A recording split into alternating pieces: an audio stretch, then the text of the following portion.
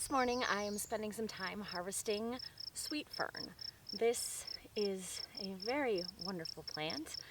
It is not in fact a fern. It's referred to as such by its common name because its leaves are fairly small and they could be considered fern-like. But this is just a wonderful plant. It smells, as by its name, absolutely incredible. It's very sweet, obviously, and but also mellow scent. I'm really excited to take this and dry it and then use it to make an infused oil that I will then use in sugar scrubs or something along those lines. This is one of the things I was most delighted to find when we first bought our homestead. I had never seen or smelled this before, and it's pretty prolific throughout our entire meadow here. And I came out here one of the first days in the first spring, and the scent was just overwhelming, but in a wonderful way. And I was just delighted to wander through the meadow and smell all of this and realize how much of this we have to enjoy. As always, it's important to practice sustainability. So you'll see that I'm coming through and I'm just taking off a small bunch of leaves off of a few different plants. I'm not harvesting from anywhere near every single plant. I'm just taking a small amount of each of them, and I will be, of course, appreciating it and enjoying every bit of it and understanding everything that it is giving its life to give to me.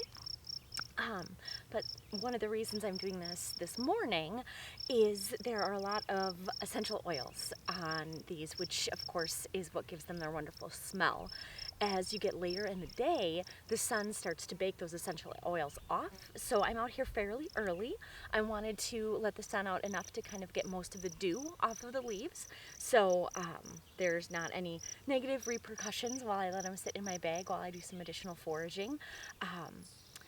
And invite any mold or anything like that. Obviously it wouldn't start so soon, but I want the dew to come off, but I don't want to lose all those volatile essential oils. So I'm out here fairly bright and early gathering this.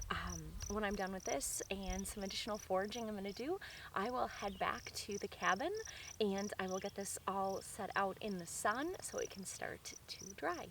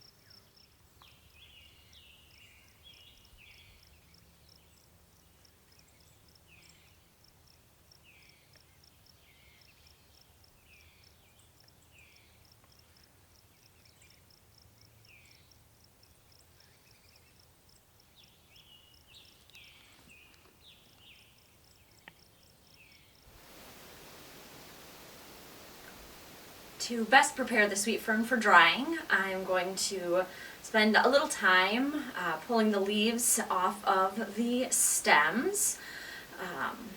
I want to be able to lay this out as flat as possible, and even though the sun is nice and bright and warm, I will likely end up finishing these in a dehydrator, and therefore it will be a lot easier if I have these in smaller bits, and I also don't want the energy of the dehydrator going to dehydrate the stems when I am really focused on the leaves here.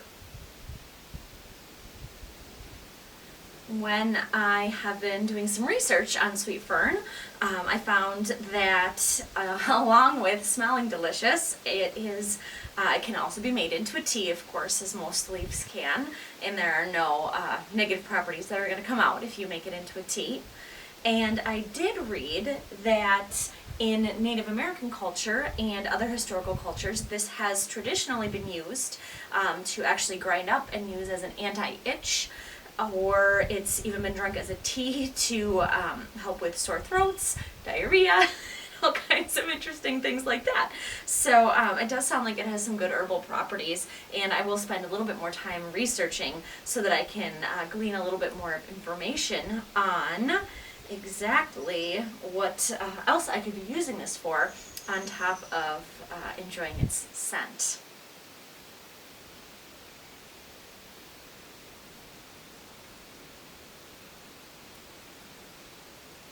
With foraging season now in full swing, I will be sharing more videos with information on what I forage, why I forage it, some best tips and tricks, and some identification tips as well.